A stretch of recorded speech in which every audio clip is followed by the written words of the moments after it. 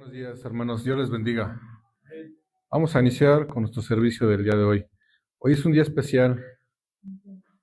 Hoy es el Día del Amigo y hoy festejamos a nuestro Señor Jesucristo. Vamos a empezar.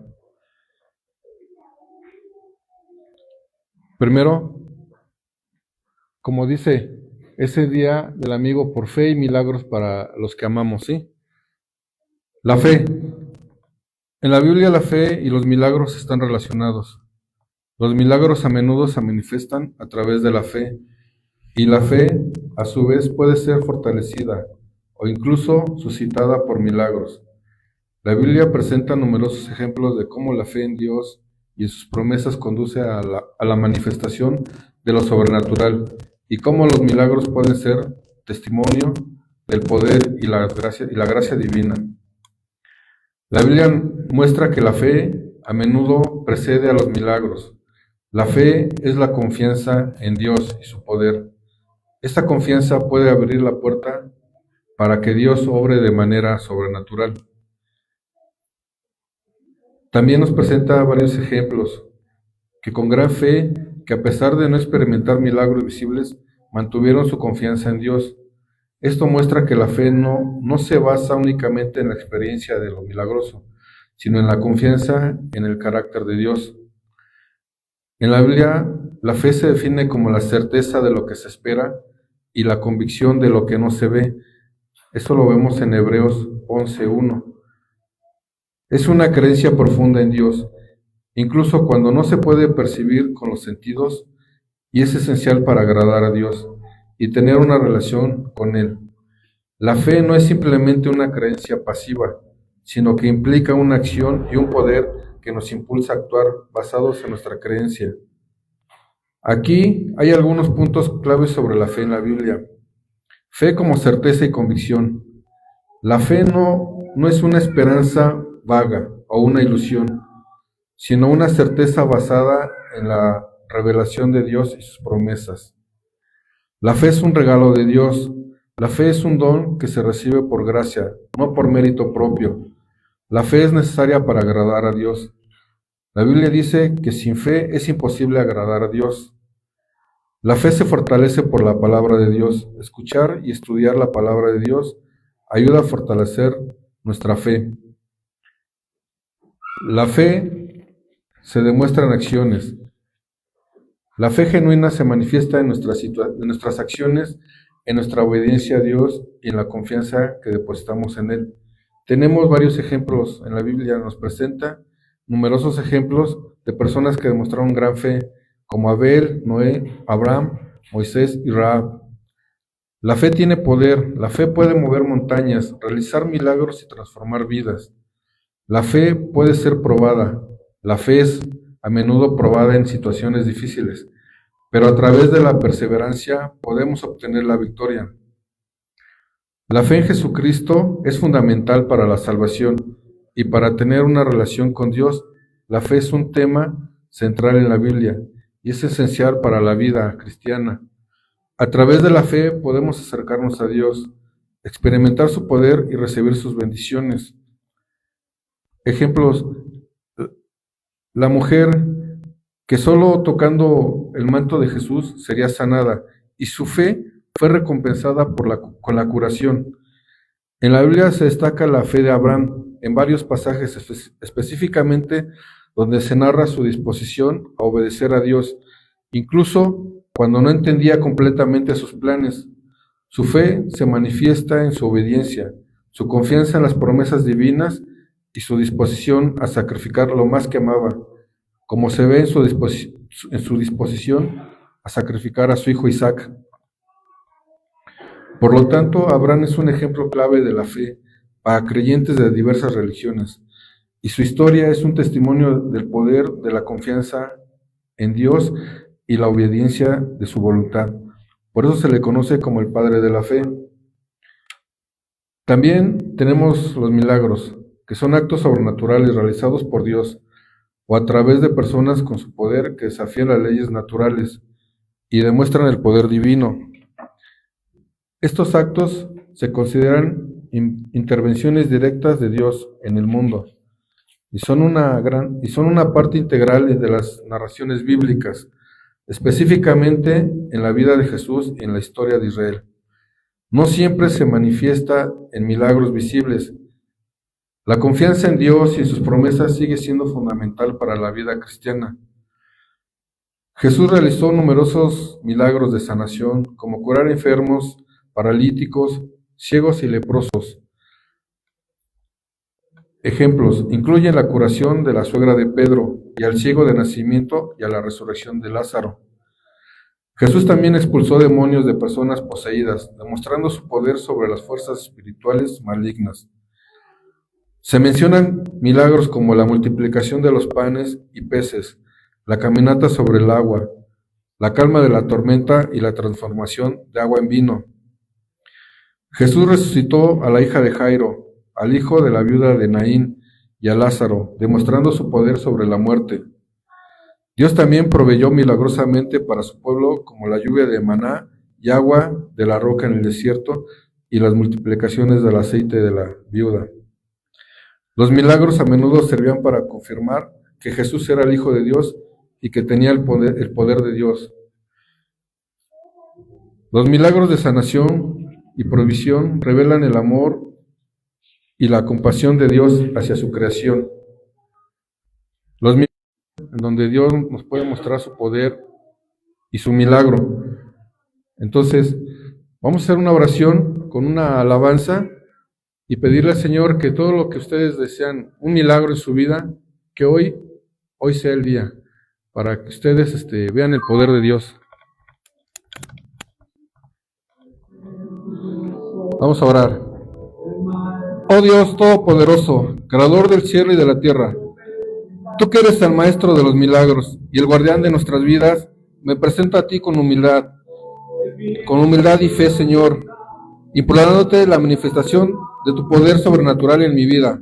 Señor, tú eres aquel que abrió el mar para que tu pueblo lo atravesara, aquel que sanó a los enfermos, resucitó a los muertos y realizó maravillas.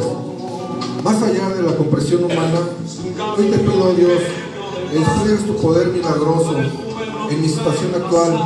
Padre Celestial, tú conoces los desafíos que me parecen insuperables ante ti. Pongo estas circunstancias imposibles sabiendo que nada es demasiado difícil para ti. Creo en tu poder para transformar situaciones desesperadas en testimonios vivientes de tu grandeza. Señor, tú que realizaste milagros durante tu ministerio,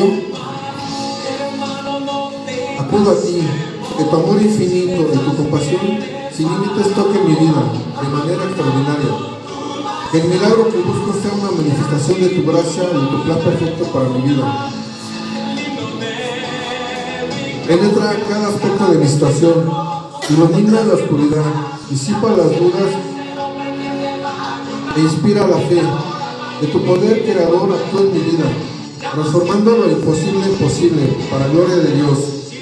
Elijo rendirme a tu voluntad, Señor, mi Dios, sabiendo que tú sabes lo que es mejor para mí, que mi deseo es un milagro y que esté alineado con tu sabiduría divina, y que esté dispuesto a aceptar tu respuesta, que se ajuste a mis expectativas, y cada momento de esta esperanza sea una oportunidad para el crecimiento espiritual, la confianza renovada y la dependencia total a ti.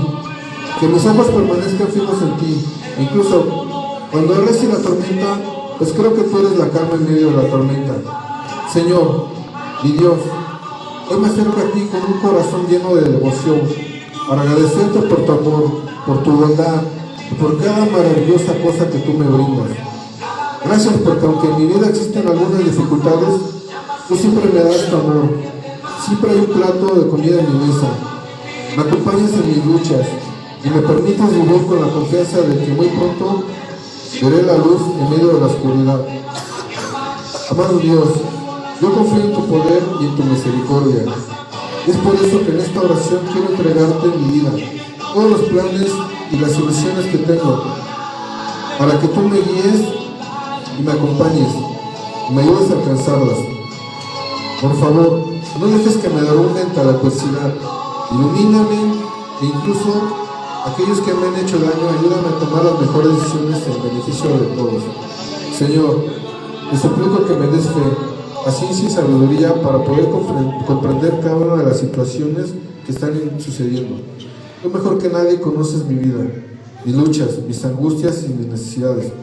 Por eso hoy te quiero suplicar que me muestres el camino para salir adelante.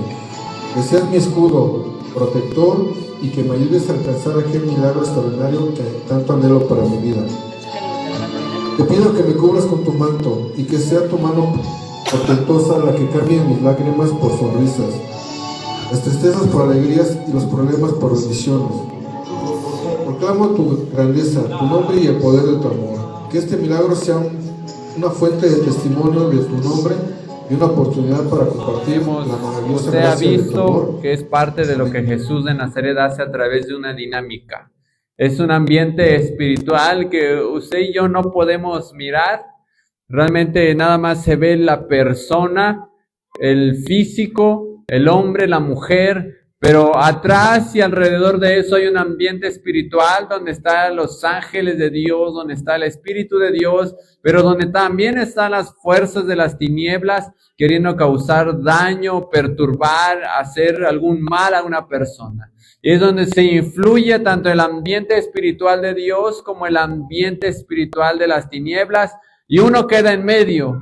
Pero la Biblia dice que nada es más grande que Dios. Repito, nada es más grande que Dios. Repita conmigo, nada es más grande que Dios. Entonces no importa si alrededor hay un ambiente espiritual de lucha, hay algo que nos quiere perturbar, Dios pelea por nosotros. Dios peleó en la cruz del Calvario por amor a nosotros. Le voy a invitar que se ponga de pie. Vamos a hacer una oración para adentrarnos en el mensaje de hoy. Vamos a ver la manera de ser breves, ya que tenemos al final convivencia, pero también vamos a orar por peticiones. Todos son bienvenidos a la casa de Dios. Los que nos acompañan por primera, segunda vez, esta es su casa.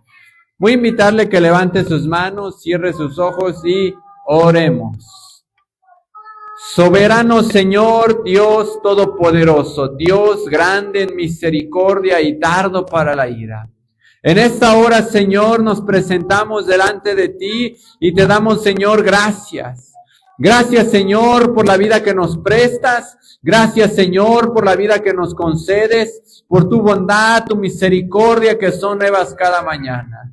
Te pido, Padre, que ates toda fuerza del enemigo en este lugar y te ruego, Señor, que tu Espíritu Santo se manifieste en medio de nosotros. Te ruego, Señor, prepara la mente, prepara el corazón, los oídos de cada uno de nosotros.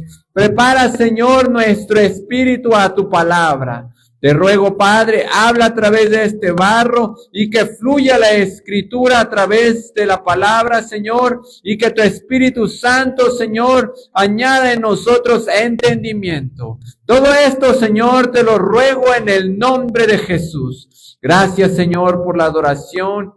Gracias, Señor, por la obra representativa donde podemos mirar qué grande es tu amor y que tú peleas por nosotros. Muchas gracias, Señor Jesucristo. Gracias, Dios eterno.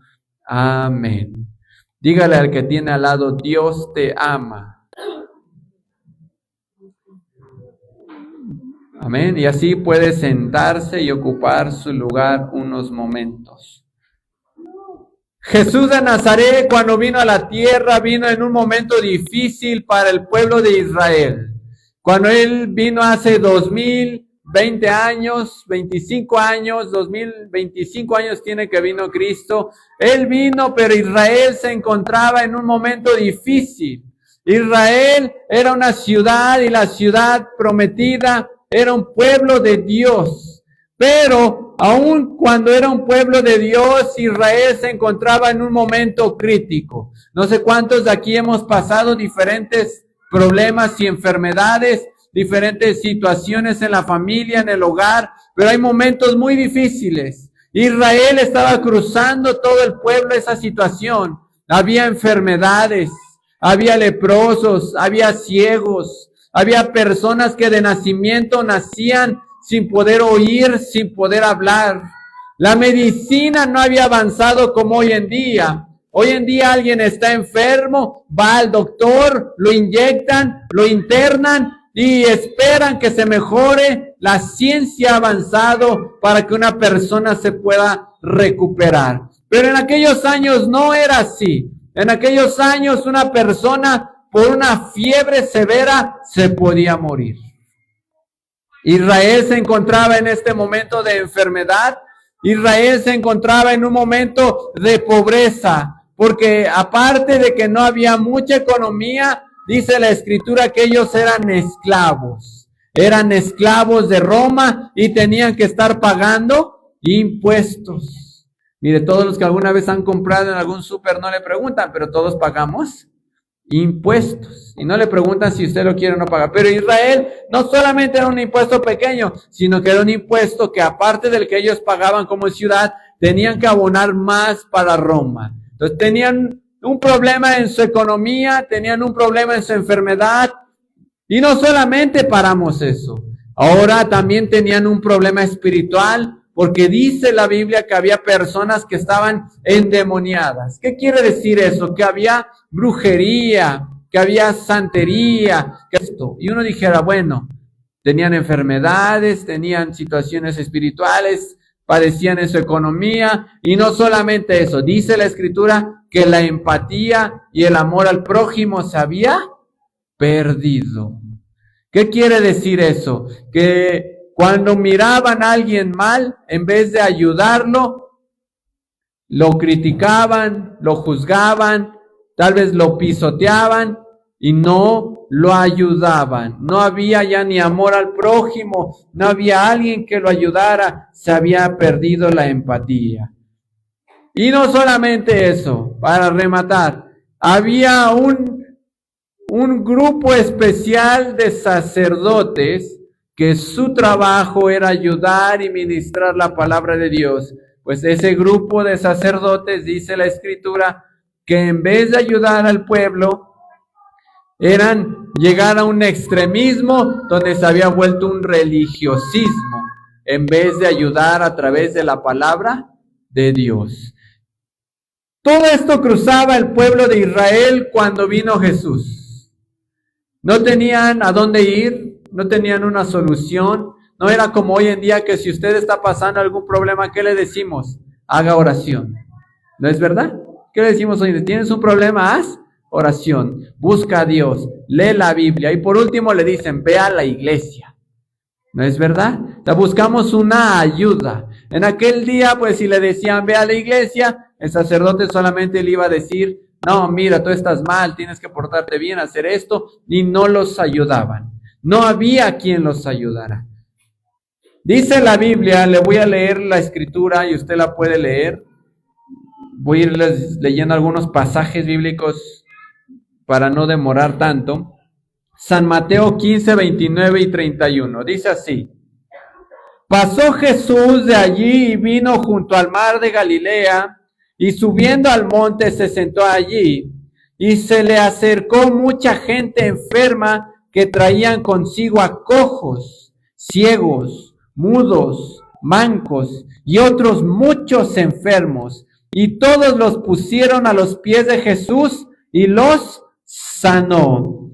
San Mateo 29, 31 dice, de manera que la multitud se maravillaba viendo a los mudos hablar, a los mancos sanados, a los cojos andar, a los ciegos ver, y glorificaban al Dios de Israel. Entonces dice la Escritura que ya había enfermedades, pero Jesús de Nazaret, cuando Él vino a sanar todo tipo de enfermedades. ¿Cuántos creemos que Jesús sana?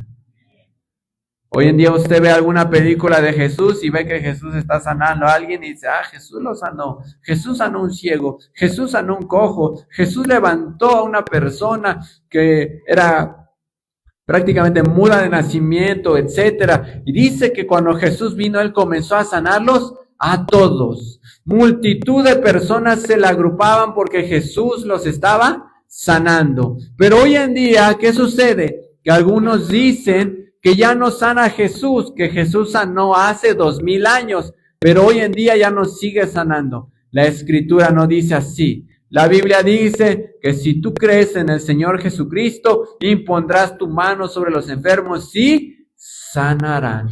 Pero vea, ¿qué dice la Escritura? Si tú crees.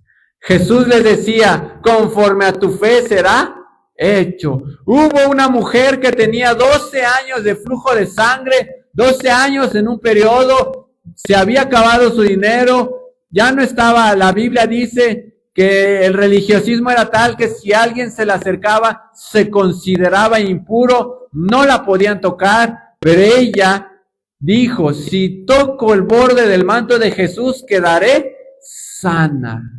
Tocó el manto de Jesús y sanó en ese instante. Pero entendamos esto, nadie le oró. Ningún apóstol le oró. Nadie, ni Jesús le puso la mano. Ella quedó sana con tan solo tocar el borde de su manto. ¿Por qué? Porque ella tenía la fe que si tocaba ese manto iba a quedar sana. Alguien debe decir, yo creo que si hoy voy a ir a la casa de Dios, Dios va a hacer algo en mi vida.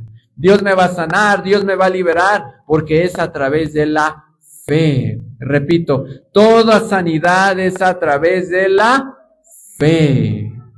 Pero hay que tener fe en que Jesús vino a sanar. Israel se encontraba. ¿Cuántos enfermos no había que dice la Biblia que se le amontonaban? ¿Por qué esos enfermos no habían ido al doctor? Porque el mudo no fue al doctor y le dijo que hazme hablar. ¿Usted cree que el doctor iba a hacer hablar al mudo? ¿Quién era el único que lo podía hacer hablar? Jesús. Pero no solamente Jesús vino a sanar hace 2000 años. Jesús sigue sanando. Repito, Jesús sigue sanando. ¿Qué es lo único que necesitamos? Fe. Lo único que usted necesita es fe. Predicarle a alguien con fe y decirle, Dios tiene el poder, pero ocupas fe. Creer lo que dice la palabra de Dios. Luego dice la Escritura, San Lucas 4:31. Descendió Jesús a Capernaum, ciudad de Galilea, y les enseñaba en los días de reposo. Y se admiraban de su doctrina, porque su palabra era con autoridad. Estaba en la sinagoga un hombre que tenía un espíritu de demonio inmundo. Él exclamó a gran voz, diciendo, déjanos, ¿qué tienes con nosotros? Jesús Nazareno, ¿has venido para destruirnos? ¿No te conozco? ¿Quién eres? ¿El Santo de Dios? Y Jesús le reprendió diciendo, cállate y sal de él. Entonces el demonio, derribándole en medio de ellos, salió de él y no le hizo daño alguno. Y estaban todos maravillados y hablaban unos a otros diciendo, ¿qué palabra es esta con autoridad y poder manda?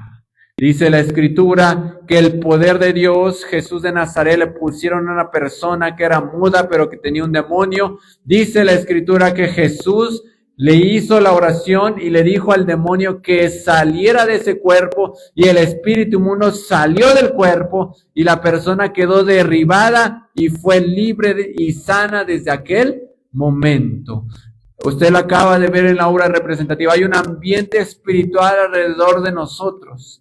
Hay un ambiente que no podemos percibir de manera física, pero eso no quiere decir que no está ahí. Pero el poder de Dios tiene la capacidad de hacerlo libre de cualquier enfermedad, de cualquier brujería y de cualquier maldicencia. Cuando usted viene a Cristo, Dios tiene el poder de protegernos y defendernos de todo espíritu inmundo.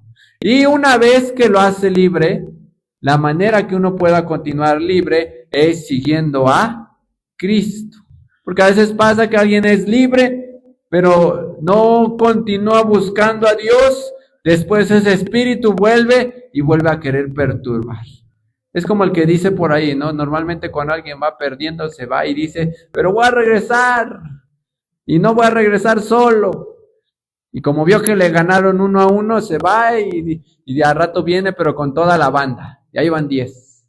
Y ahí con 10 ya sí se siente valentón. Y dice, ahora sí, a ver. Pero pues porque ya trajo a toda la banda, trajo a media colonia que conoce, y ahora sí. Y otro dice, no, tú y yo, 1-1. Y dice, bueno, ya le dice a los amigos, yo voy a pelear con él, pero si ven que me está dando,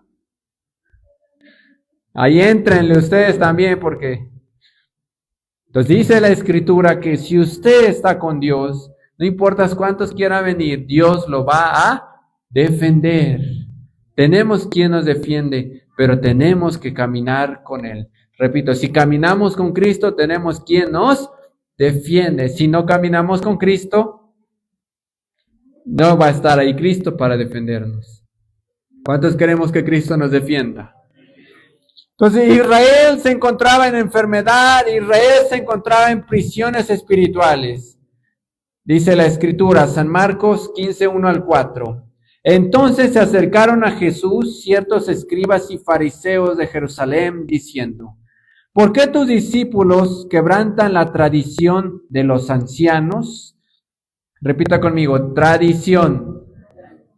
Dice, porque no se lavan las manos cuando comen pan. Respondiendo él les dijo, porque también vosotros quebrantáis el mandamiento de Dios por vuestra tradición. Porque Dios mandó diciendo, honra a tu padre y a tu madre, y el que maldiga al padre o madre, muera irreversiblemente.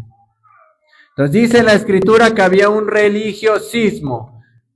Mire, y había una tradición. El sacerdote, en vez de preocuparse por el prójimo y decir quién está enfermo, a quién podemos darle un consejo, a quién ayudamos, Jesús de Nazaret, que iba caminando con sus apóstoles, predicando el evangelio, el religiosismo llegó a tal punto que en vez de decirle a Jesús, gracias Jesús que estás sanando a las personas, los estás ayudando, que tus apóstoles les están repartiendo comida, ¿qué le dijeron? ¿Por qué no se lavan las manos? ¿Cuántos se lavan las manos para comer? No me conteste. No quiero, yo quiero creer que todos nos lavamos las manos cuando podemos. Amén. Pero no, hoy en día lo hacemos como un acto de limpieza, ¿no es verdad? Alguien dice, no, me tengo por higiene. Tal vez si no me las lavo al rato como así y me enfermo y bueno, para que sale peor. Entonces uno se lava las manos para comer, ¿por qué? Por higiene. Y bueno, si no hay dónde lavármelas, la ciencia ayuda y saca el gelcito y ahora me han contado. Y se las limpia ya, rápido el gel. Ya te las lavaste ya, con mi gel. Pero déjeme decirle algo, que dice la Escritura que para los fariseos lavarse las manos no era nada más algo higiénico, era algo parte de la ley. O sea, era algo que tenían que hacer porque era un mandato religioso. O sea, no solamente era higiene para los fariseos, era para que usted me entienda, si no te lavas las manos eres un pecador. ¿Vemos el contexto? Alguien le va a decir, si no te lavas las manos, bueno, está sucio y nada más así, para no ofender a nadie, ¿verdad? Pero ahí no, ahí era, si no te lavas las manos, eres un pecador. Ay, ¿por qué? Porque la ley dice que te debes lavar las manos. Mire, normalmente algunos vemos más lo bueno que lo malo en una persona. En vez de ver que Jesús y sus apóstoles estaban ayudando a los demás, miraron que no se estaban lavando las manos. Usted puede ver, si usted ayuda a alguien, va a decir, gracias. Pero si usted comete un error, le van a ver el error más que 10 favores que hizo. Paz de Cristo. ¿Por qué? Porque a veces es más fácil mirar el error de una persona que mirar 10 cosas buenas que ha hecho. Ya si no le encuentra ni una, bueno, ni cómo defenderlo, ¿verdad? Ya si no le encuentra ninguna buena a alguien, bueno, ore por él. Dígale, Señor, bendice a mi hermano porque no le encuentro nada bueno. Paz de Cristo. Pero si usted ve que ha hecho algo bueno, Jesús de Nazaret llegó un momento que lamentablemente Israel, ¿en qué se encontraba? En un ambiente religioso, porque estaban señalando un pecado y les decían en resumen, Jesús, tú y tus apóstoles son pecadores porque no se lavan las manos. Imagínense que por ahí llegaba el ciego, que por ahí llegaba el cojo y necesito ayuda. A ver, ¿te lavaste las manos? Para ver si oro por ti, para ver si te ayudo. Entendamos el punto o sea, en vez de que la iglesia fuera luz, en vez de que el sacerdocio fuera una ayuda para alguien, era alguien que se dedicaba a juzgar y criticar si se lavaban las manos o no se lavaban las manos. No se preocupe, al rato que oremos no le voy a ver a nadie sus manos. A nadie le voy a decir, a ver, ¿te lavaste las manos para orar por ti? No. Esa época de ese religiosismo que traían ahí, que es el que acabamos de ver, no estamos en ese religiosismo. La iglesia está para hacer luz, creer que Dios sana, libera, transforma, pero mantenernos también en el camino de Jesús de Nazaret. Entonces, Israel cruzaba momentos muy, muy difíciles, porque había un religiosismo, los que los podían ayudar, que era el sacerdote, no los ayudaban. El gobierno estaba esclavizado por Roma y Roma solamente les estaba pidiendo dinero. Y ellos con enfermedades y ellos con problemas prácticamente no tenían a dónde ir. Miraban al gobierno, que era Roma, les pedía dinero. Miraban al sacerdote, los criticaban y los condenaban por no lavarse las manos. ¿Qué hacía el pueblo? Imagínense que hoy en día no tengo usted a dónde ir. Dice, bueno, por acá no me van a ayudar, mi familia tampoco me ayudan, mis amigos no me ayudan. Dios es lo único que nos queda. Pero gracias a Dios no estamos en aquella época religiosa. Hoy en día creemos que Jesús de Nazaret quiere cambiar nuestras vidas, ayudarnos, levantarnos, porque Él murió en la cruz del Calvario por amor a nosotros. Vamos a leer San Lucas 10:30.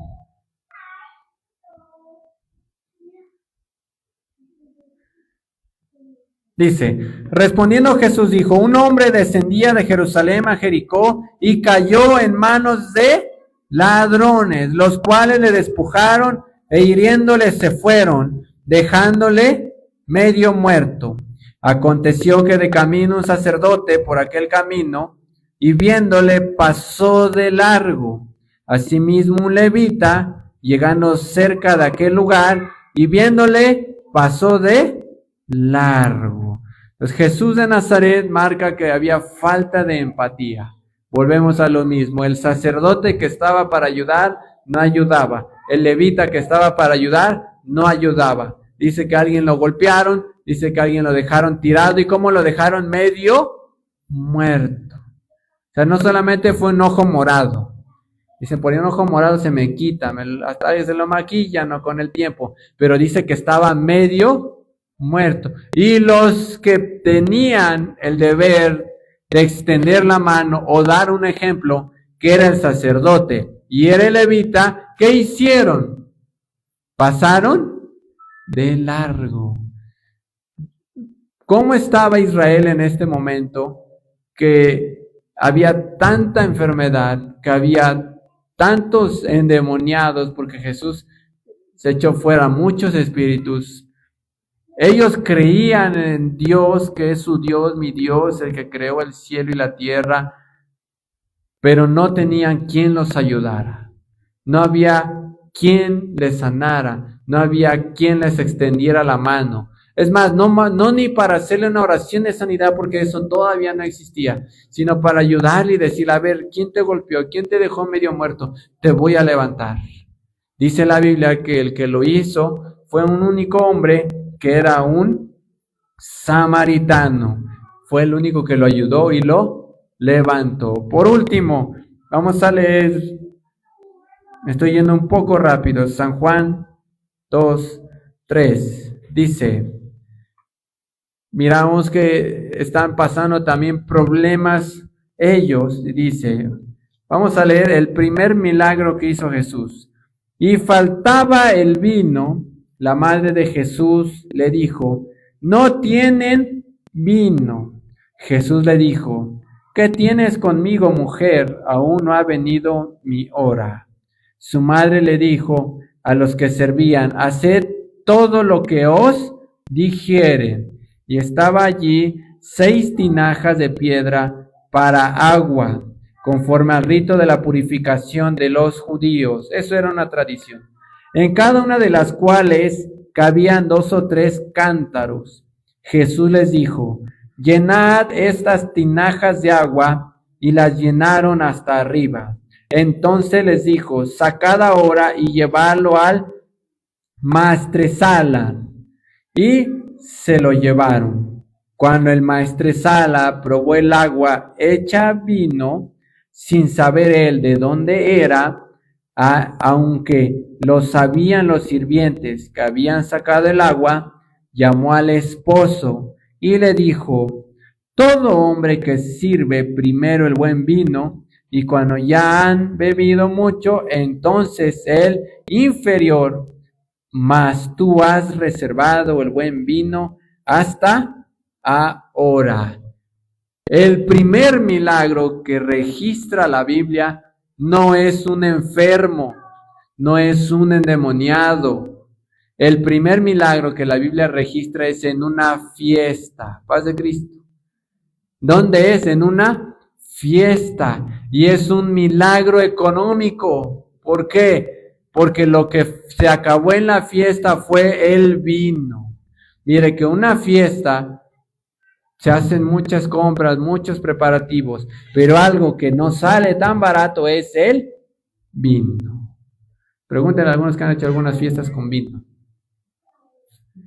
Pregúntenle si es barato o es caro el vino. El puro vino. Dice la Escritura que a estos esposos recién casados se les acabó el vino y ellos dijeron, ¿y ahora qué hacemos? De ahí el pretexto de muchos para decir, ay, si Jesús hizo el vino, hasta amanecer, dicen algunos. Paz de Cristo. Pero no voy a entrar en ese contexto, después predicamos de eso. Pero vamos a entender de esto, no voy a predicar si es bueno o no es bueno tomar el vino, y vamos a entrar ahí, es extenso eso. Vamos a entrar en que Jesús, el primer milagro que hace Jesús es convertir el agua en vino. Llenaron cántaros de agua, botes de agua, y luego dice la Escritura que cuando le dijeron, saca el agua y llévaselos al maestresala, que es el que prueba el vino, que es el que determina si es buen vino o es mal vino, dice la Escritura que él lo prueba y dice, este es el mejor vino. Normalmente en una fiesta acostumbran a dar el mejor vino primero, y después el vino que es de menor calidad. ¿Por qué hacen eso? Porque cuando ya están medio ebrios y toman el otro, ya no se van a dar cuenta que no estaba tan bueno como el primero.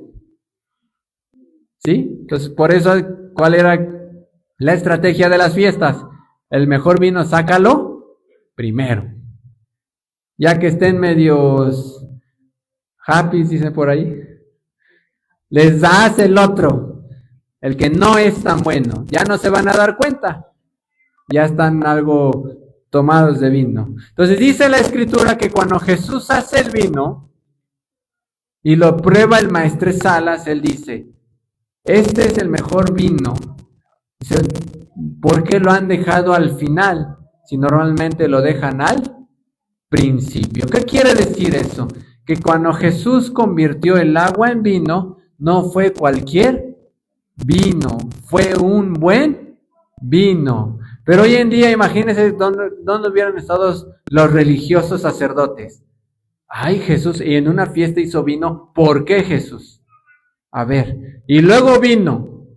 No, Jesús, mejor hubiera sanado al enfermo que estaba allá. No, Jesús, y les hiciste vino. Jesús tuvo misericordia de los esposos. Paz de Cristo. ¿De quién tuvo misericordia Jesús? De los esposos. Y les dijo, les voy a convertir el agua en vino. Y les hizo un milagro, no solamente en la fiesta, también sobre su economía. Ya no tuvieron que ir a ver dónde conseguían, ya no tuvieron que ir a ver dónde compraban. Y luego no es eso, todavía está más para el religioso. Fue el primer milagro registrado por Jesús.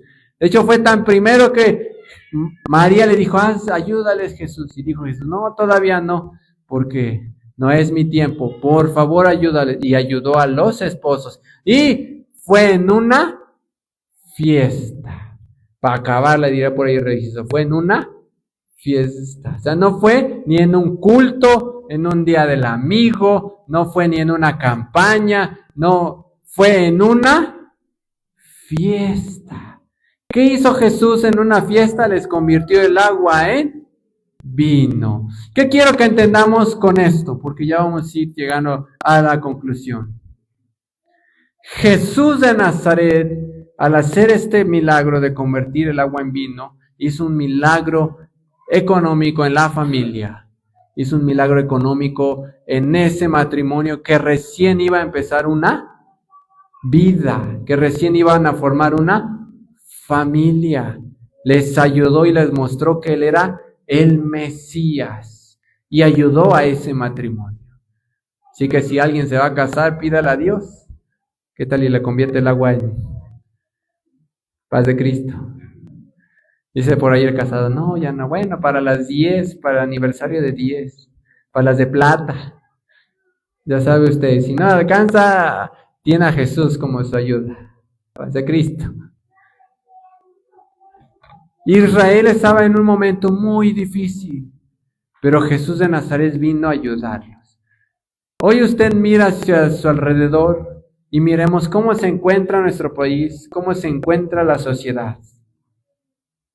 En todo ámbito. Y usted haga un análisis, si vamos en mejoría o si vamos en desmejoría. Si vamos bien o vamos mal como sociedad, como país. Si hay enfermedad o no hay enfermedad, si hay maldiciones, brujería o no hay. Si hay lucha contra alguien despegar en su trabajo, en su negocio. Es muy difícil cuando uno escucha a los que están vendiendo. Y si, ¿cómo te ha ido? Bueno, ay, no me quejo. Es muy difícil escuchar a alguien que diga, me ha ido bien. Paz de Cristo. Que diga, no, vendí todo se acabó. No, en el trabajo hasta me aumentaron. Eso es muy difícil. Le preguntan a alguien, ¿cómo va tu economía? No, todo sube menos el sueldo. ¿Para qué te cuento cómo va? Digamos que hoy comí, gracias a Dios. No es verdad. Estamos viviendo una época como la época de Israel. Y luego si usted se va a alguno y le pide ayuda a alguien, oye, ayúdame por favor. Haz oración por mí. Le preguntan, ¿te lavaste las manos? Y dice, no, pues ¿y ahora qué hago? ¿Y quién me ayuda? El que me puede ayudar para hacerme una oración me pregunta que si me lavé las manos. Se pierde la empatía, se pierde el amor al prójimo. ¿Qué vamos a hacer? Déjeme decirle una cosa. El mismo Jesús que vino hace 2000 años está hoy presente a través de su Espíritu Santo. Y como sanó hace 2000 años, y como liberó hace 2000 años, y como convirtió el agua en vino hace 2000 años, y como ayudó a su prójimo hace 2000 años, hasta su enemigo lo perdonó hace 2000 años, eso sigue haciendo Jesús hoy en día. Repito, ¿quién sigue haciendo eso hoy en día? Jesús. Por eso, sí, todo el servicio hoy ha girado en ese mismo enfoque desde que se inició con San Juan 3:16, desde la fe que Jesús sana, desde la obra representativa del amor de Dios hasta terminar con esto. Y no fue que todos dijéramos, vamos a hacer esto y esto. Todo Dios nos guió a cada uno, cada cosa Dios la guió, para que entendamos esto. No pierdamos la visión de que Jesús es amor. Repito, Dios es amor. ¿Cuánta paciencia Dios nos ha tenido a nosotros? ¿Y por qué usted no va a ayudar a su prójimo si Dios nos ha tenido paciencia? Dice la Biblia que Jesús hizo referencia de que perdonó a un deudor, pero a esa persona otro le debía. Y cuando le perdonaron la deuda, él fue y le cobró al otro. Y ya le habían perdonado a él una deuda. Y le dijo, siervo ingrato, aun cuando a ti te perdonaron, tú no tuviste la capacidad de perdonarle al otro. Ahora tú vas a pagar. Porque lo menos que podía hacer es que si a él le perdonaron, él también, ¿qué hiciera? Perdonar. O sea, a él lo perdonaron, pero él no podía perdonar al otro. No, tenemos que aprender a perdonar. El juez, ¿quién es? Dios. Yo le puedo aconsejar y yo solamente le puedo decir que haga bien y que haga mal. Y que si hace algo mal, pues puede haber consecuencias. Cada quien determinamos qué hacer. Paz de Cristo. Es más, desde que uno es chiquito, uno determina qué hacer. En una ocasión le decía a mi hija que estaba jugando entre 2 sillones. No, hija, te puedes caer. No. Y agarra y en una de esas se cae. Y se abre el labio. Ya estamos uno y yo. A curarla y todo. Y le dije, hija, yo te dije que te podías caer. Y después la estuve observando, ya no hizo nunca eso. Y hasta le pregunté, hija, ¿no quieres ir a jugar ahí? No. Aprendió. Lamentablemente, desde chiquita tuvo que aprender ¿a qué? A no hacerlo cayéndose y pegándose. Y a veces así es Dios con nosotros. Dios nos dice, no hagas eso, no hagas eso. No, sí. Nos pegamos. Paz de Cristo. Puestos de pie.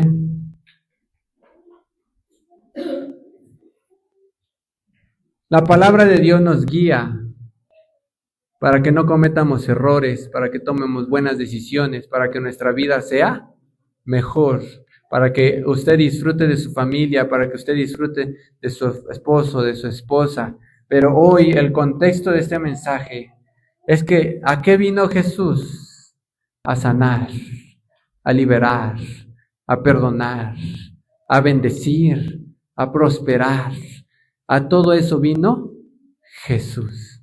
Si uno quiere mantenerse sobre esa línea, no se aleje de Jesús. Jesús les dijo, yo les vine a hacer milagros, maravillas. Él nos enseñó eso, pero él terminó diciendo, yo soy el camino, la verdad y la vida. ¿Qué quiere decir eso? Que hoy Jesús va a hacer milagros, va a sanar, va a liberar, pero seguirlo va a depender de cada uno de nosotros. Dios va a liberarnos de espíritus inmundos, Dios va a sanarnos de enfermedades, Dios va a bendecir su trabajo, su negocio, Dios le va a perdonar su pecado, pero seguirlo depende de quién. Por eso Jesús le sanaba.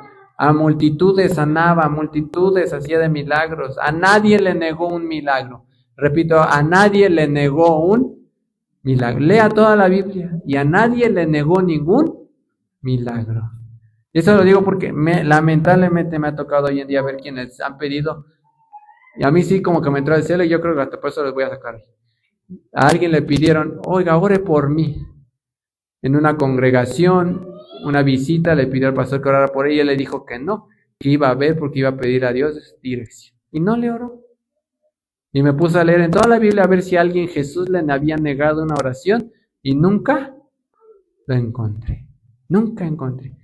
Porque a nadie nunca Jesús le negó ninguna oración, ningún milagro. No le preguntó, ¿eres pecador para que te sane o no te sane? A ver, para que te libere de ese espíritu, hiciste algo bien, no, él sanaba. Y él sigue sanando. Le pongo el último ejemplo en la Biblia de cómo él sana a quien sea por amor. Vinieron 10 leprosos y a los 10 los sanó. Y cuando se fueron solo uno, le agradeció. ¿Cuántos le agradecieron? Pero entendamos el contexto y la grandeza de Dios. Y le dijo Jesús, ¿y los demás no quedaron sanos? Todos quedaron sanos. ¿Y dónde están? No regresaron. ¿Usted cree que sabía Jesús que no iban a regresar? Él sabía que no iban a regresar. Jesús lo sabe todo. Él sabía que iba a sanar a 10 y que solamente uno iba. Y entonces, si él sabía que nada más iba a regresar uno, ¿por qué sanó a los 10? Alguien hubiera dicho, no, a ver, si Jesús hubiera pensado como mexicano, entonces hubiera dicho, no, a ver, yo sé que de esos 10 solo va a regresar ese. A ese lo sana, y los otros 9, hasta que maduren. Paz de Cristo. Pero Jesús no es así. Jesús es amor. Y él dijo, a ver, voy a sanar a ¿quiénes? A los 10, aunque sé que solo va a regresar uno. Pero les voy a decir a los 10, yo soy el camino, la verdad y la vida. El que crea en mí, aunque esté muerto, vivirá. Hoy en día Jesús va a hacer milagros. Tengo la certeza que usted le va a pedir y va Dios a hacer algo muy bonito el día de hoy, y en la semana usted lo va a ver en su trabajo, y usted lo va a ver en su negocio, en su cuerpo, usted lo va a ver, porque Jesús no va a hacer excepción, porque Él es amor, y Él sana por amor. Pero recuerde que Jesús es el camino, la verdad y la vida. O sea que si queremos andar en la verdad, queremos andar en vida y en paz, debemos de seguir a Jesús. Pero Dios es amor. Hoy Jesús va a hacer algo extraordinario. Hemos visto muchos milagros, muchas sanidades, y a muchos dar gracias y a otros no dar gracias. A muchos prosperar y a otros dan gracias y otros no dan gracias. Otros ser libres de brujerías y unos dan gracias y otros no dan gracias. Dios les restaura a algunos el matrimonio, a todos les restaura el matrimonio y unos dan gracias y otros no dan gracias. Pero ¿qué quiero que entienda en este contexto? Que a todos Dios nos ayuda. Repito, a todos Dios nos ayuda. ¿Por qué? Porque Dios es amor. Dígale que tiene al lado, Dios es amor. Dios es amor. Ese es el amor de ¿quién? De Dios, que Él va a sanar, que Él va a liberar, que Él va a transformar, que hoy va a ser un milagro. Algo va a ser en su vida, en sus órganos, en sus huesos, tejidos, en su trabajo, en su familia. Dios va a hacer una obra extraordinaria el día de hoy, porque Él es amor. Voy a invitarle a que levante sus manos, cierre sus ojos y demos gracias por ese amor tan grande que Él tiene. Es un amor, no se puede comprender, no se puede comprender. La paciencia, la misericordia. Gloria a Dios, la compasión que nos tiene. Grande, grande es el amor de Dios, esperando un cambio en nuestro corazón, esperando un cambio en nuestra vida. Jesús, nos presentamos, Señor, delante de tu divina presencia y te damos gracias. Gracias, Jesús, por tu bondad. Gracias, Jesús, por tu misericordia, porque yo creo que hoy tú vas a sanar, hoy vas a liberar, hoy vas a transformar, porque lo haces por amor. Aunque no lo merezcamos, aunque a veces tal vez no merezcamos la sanidad, aunque tal vez no merezcamos ser libres, aunque tal vez estamos en situaciones difíciles por nuestras acciones, porque nosotros nos hemos metido en esos problemas. Pero aún con todo eso, grande es tu amor, que tienes misericordia de nosotros para ayudarnos. Gracias, Señor, porque ese amor es indescriptible. Estamos en tiempo de gracia, en el tiempo del cambio, en el tiempo de la misericordia y compasión. Gracias, Jesús. Sigue perfeccionándonos, Padre, como el apóstol dijo, perfeccionándonos en el amor hacia ti. Hoy, Señor, tu palabra dice que hay tiempo para todo. Hay tiempo donde corriges, hay tiempo donde enseñas. Hay tiempo, Señor, donde, Padre, aprendemos, pero también hay tiempo donde sanas. Hay tiempo donde bendices. Hay tiempo donde prosperas.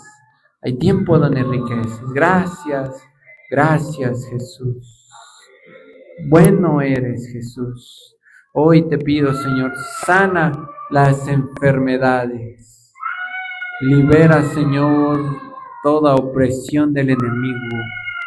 Te ruego, Señor, bendice con la obra, Señor, de tus manos. Prospera y enriquece, Padre. Todo esto, Señor, te lo rogamos en el nombre de Jesús. Ayúdanos, Jesús. Ayúdanos, Jesús. Ayúdanos. Ayúdanos. Ten misericordia de nosotros, Señor. Ten misericordia de cada uno de nosotros. Danos la sabiduría, Señor, para tomar buenas decisiones.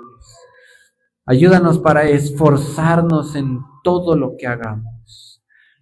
Señor Jesús, Señor Jesús, bueno es tu amor. Gracias, Jesús. Espíritu Santo, te pido, Señor, que desciendas sobre este lugar. Y te pido, Espíritu de Dios, que por favor muevas tu presencia en medio de este lugar. Espíritu de Dios, haz tu obra. Hoy nos has traído hasta este lugar. Hoy hemos venido hasta este lugar porque, Padre, tú nos has traído. Has guiado nuestros pasos a este recinto. Has preparado nuestros oídos a la palabra. Preparaste nuestra vista a la obra representativa del día de hoy. Preparaste nuestros oídos, Señor, nuestro corazón para este momento. Padre, te pido que tu Espíritu Santo se mueva en medio de nosotros, que sanes, que transformes y conviertas. En el nombre de Jesús. Gracias, Jesús. Aleluya. Amén.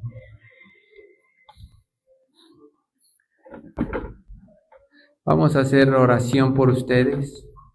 Los que nos miran desde su hogar, tenemos en la Ciudad de México, en el centro, servicio los domingos a las 11.